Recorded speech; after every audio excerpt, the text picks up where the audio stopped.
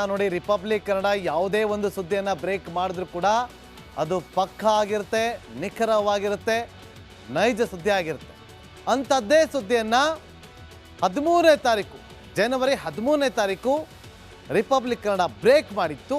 ಈಗ ಅದು ರಾಜ್ಯ ರಾಜಕಾರಣದಲ್ಲಿ ಸಂಚಲನವನ್ನು ಸೃಷ್ಟಿ ಮಾಡ್ತಾ ಇದೆ.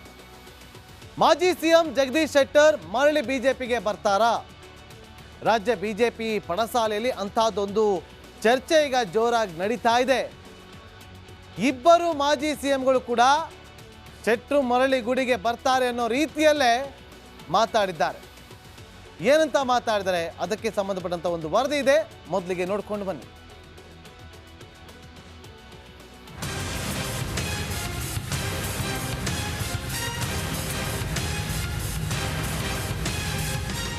ಭಾರತದ ಚುನಾವಣಾ ಆಯೋಗ ಲೋಕಸಭೆ ಚುನಾವಣೆಗೆ ತಯಾರಿಯನ್ನ ಆರಂಭಿಸಿದೆ. ಇದರ ಮಧ್ಯೆ ರಾಜ್ಯ ರಾಜಕೀಯ ಬಲು ರಂಗೇರಿದೆ. ಮಾಜಿ ಮುಖ್ಯಮಂತ್ರಿ ಜಗದೀಶ್ ಶೆಟ್ಟರನ್ನ ಮತ್ತೆ ಸೆಳೆಯಲು ಕೇಸರಿ ಸೇನೆ ಶತ ಪ್ರಯತ್ನವನ್ನ ಮಾಡ್ತಿದೆ. ಇದೀಗ ಶೆಟ್ಟರನ್ನ ಪಕ್ಷಕ್ಕೆ ಕರೆತರುವ ಬಗ್ಗೆ ರಾಜ್ಯಾಧ್ಯಕ್ಷರು ಬಿಎಸ್ವೈ ಬಳಿ ಚರ್ಚಿಸುತ್ತೇನೆ ಎಂದು ಮಾಜಿ ಸಿಎಂ ಸದಾನಂದ ಗೌಡ ಹೇಳಿದ್ದಾರೆ. ಯಾಕೆಂತ ಹೇಳಿದರೆ ಅವರ ಹಿರಿಯರ ಕಾಲದಿಂದ, ಜನಸಂಘದ ಕಾಲದಿಂದ ಅವರ ಕುಟುಂಬ ಎಲ್ಲವೂ ಕೂಡ ಭಾರತೀಯ ಜನತಾ ಪಾರ್ಟಿಗೆದ್ದು ಭಾರತೀಯ ಜನತಾ ಪಾರ್ಟಿಯ ವಿಚಾರಧಾರೆ, ಜನಸಂಘದ ವಿಚಾರಧಾರೆಗಳಲ್ಲಿದ್ದವರು, ರಾಷ್ಟ್ರೀಯ ಸ್ವಯಂ ಸೇವಕ ಸಂಘದಲ್ಲಿ ಸ್ವಯಂ ಸೇವಕರಾಗಿ ಕೆಲಸ ಮಾಡಿದವರು. ಖಂಡಿತವಾಗಿ ಅವರಿಗೆ ಅಲ್ಲಿ ನಿಲ್ಲುವಂಥದ್ದು ಸಾಧ್ಯನೇ ಇಲ್ಲ ಅಂತ ಹೇಳುವಂಥ ನಾನು ಹೇಳ್ತಾ ಇದ್ದೆ. ಖಂಡಿತವಾಗಿ ಅವರು ಮನಸ್ಸು ಮಾಡಬೇಕು. ನಾನು ಅವರಿಗೆ ವಿನಂತರು. ಅವರ ದೊಡ್ಡಪ್ಪ ದಕ್ಷಿಣ ಭಾರತದ 4 ಶಾಸಕರು, ಮೊದಲನೇ ಶಾಸಕರು, ಜನಸಂಘ ಶಾಸಕರಲ್ಲಿ ಒಬ್ಬರು, ಅವ್ರ ದೊಡ್ಡಪ್ಪರು. ಆ ಮಂತ್ರಿಯಿಂದ ಅವರು ಬಂದಿದ್ದಾರೆ.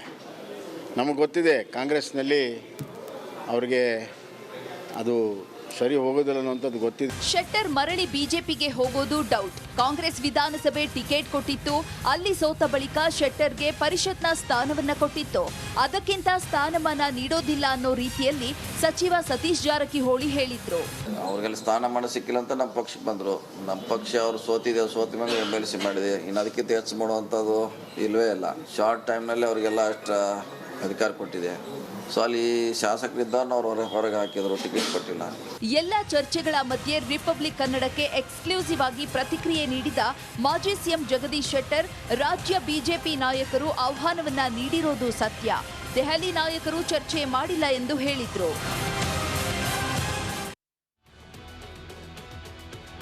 13ನೇ ತಾರೀಕು ಒಂದನೇ ತಿಂಗಳು, ಅಂದರೆ ಇದೇ ತಿಂಗಳು 13ನೇ ತಾರೀಕು ರಿಪಬ್ಲಿಕ್ ಕನ್ನಡದ ಒಂದು ವಿಶೇಷ ಕಾರ್ಯಕ್ರಮ ಬಿರುಗಾಳಿ. ಆ ಕಾರ್ಯಕ್ರಮದಲ್ಲಿ ಜಗದೀಶ್ ಶೆಟ್ಟರ್ ಅವರನ್ನು ನಮ್ಮ ಪೊಲಿಟಿಕಲ್ ಬ್ಯೂರೋ ಹೆಡ್ ಆಗಿರುವಂಥ ವಿಜಯ್ ಹಾಗೂ ನನ್ನ ಸಹೋದರಿ ಸ್ಮಿತಾ ರಂಗನಾಥ್ ಬಿಜೆಪಿಯಿಂದ ನಿಮಗೆ ಆಫರ್ ಬರ್ತಾ ಇದೆ ಅಂತೆ, ಹೌದಾ ಅಂತೇಳಿ ಪ್ರಶ್ನೆ ಮಾಡಿದಾಗ ಕರೆಗಳು ಬರ್ತಾ ಇರೋದು ಹೌದು ಸತ್ಯ. ಆದರೆ ಹೈಕಮಾಂಡ್ ಮಟ್ಟದಲ್ಲಿ, ಅಂದರೆ ಬಿಜೆಪಿಯ ವರಿಷ್ಠರಲ್ಲಿ ಯಾವ ರೀತಿಯಾದಂಥ ಚರ್ಚೆ ಆಗಿದೆ ಅನ್ನೋದು ನನಗೆ ಗೊತ್ತಿಲ್ಲ. ಆದರೆ ನನಗೆ ಕರೆ ಬರ್ತಿದೆ ಅಂತೇಳಿ ಅವರು ನೇರವಾಗಿ ಹೇಳಿದರು.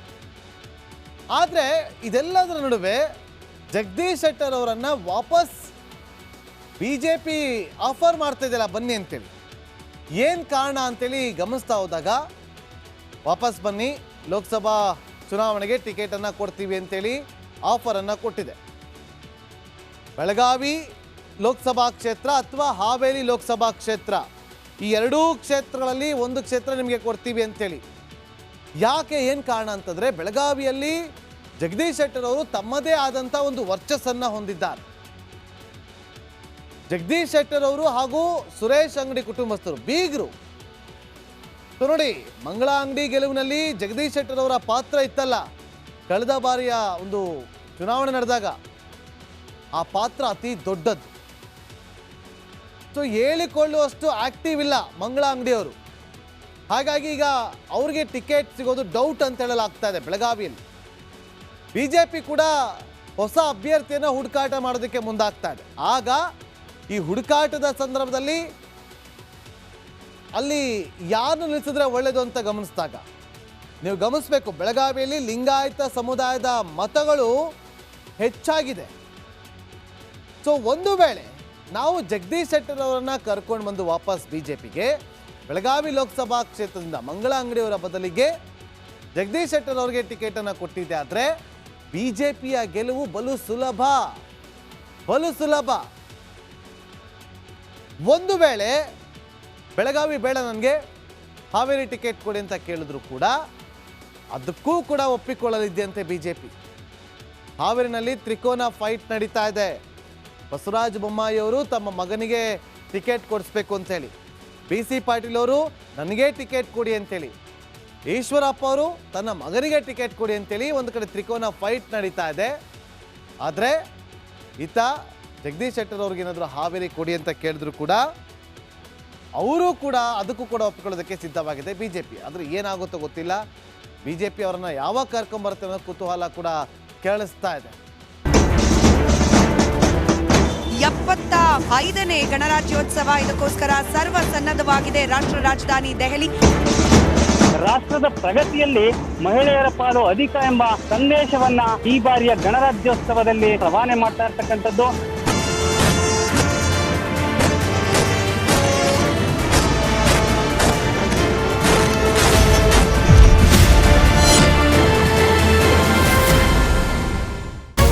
ರಿಪಬ್ಲಿಕ್ ವರ್ಡ್ ಆ್ಯಪ್ ಇದು ಕೇವಲ ಅಪ್ಲಿಕೇಶನ್ ಅಲ್ಲ, ಸಮಗ್ರ ಸುದ್ದಿಗಳ ಸಂಪರ್ಕ ಮಾರ್ಗಕ್ಕೆ ಕ್ರಾಂತಿಕಾರಿ ಬದಲಾವಣೆ.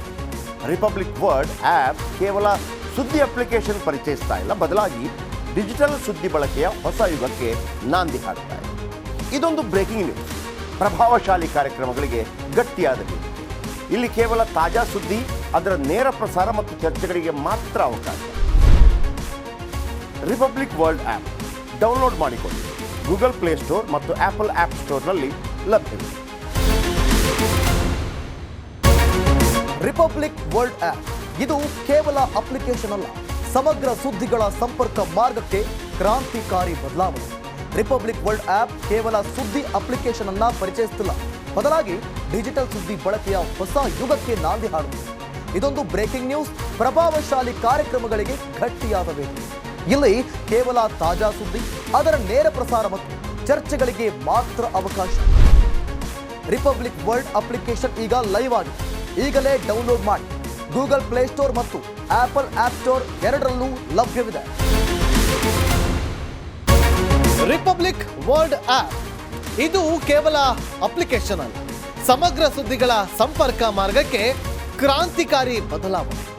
ರಿಪಬ್ಲಿಕ್ ವರ್ಲ್ಡ್ ಆ್ಯಪ್ ಕೇವಲ ಸುದ್ದಿ ಅಪ್ಲಿಕೇಶನ್ ಅನ್ನ ಪರಿಚಯ ಮಾಡ್ತಾ ಇಲ್ಲ, ಬದಲಾಗಿ ಡಿಜಿಟಲ್ ಸುದ್ದಿ ಬಳಕೆಯ ಹೊಸ ಯುಗಕ್ಕೆ ನಾಂದಿ ಹಾಡ್ತಾ ಇದೆ. ಇದೊಂದು ಬ್ರೇಕಿಂಗ್ ನ್ಯೂಸ್, ಪ್ರಭಾವಶಾಲಿ ಕಾರ್ಯಕ್ರಮಗಳಿಗೆ ಗಟ್ಟಿಯಾದ ವೇದಿಕೆ. ರಿಪಬ್ಲಿಕ್ ವರ್ಲ್ಡ್ ಅಪ್ಲಿಕೇಶನ್ ಈಗ ಲೈವ್ ಆಗಿದೆ. ಗೂಗಲ್ ಪ್ಲೇಸ್ಟೋರ್ ಮತ್ತು ಆಪಲ್ ಆಪ್ ಸ್ಟೋರ್ ಎರಡರಲ್ಲೂ ಲಭ್ಯವಿದೆ. ಈಗಲೇ ಡೌನ್ಲೋಡ್ ಮಾಡಿ.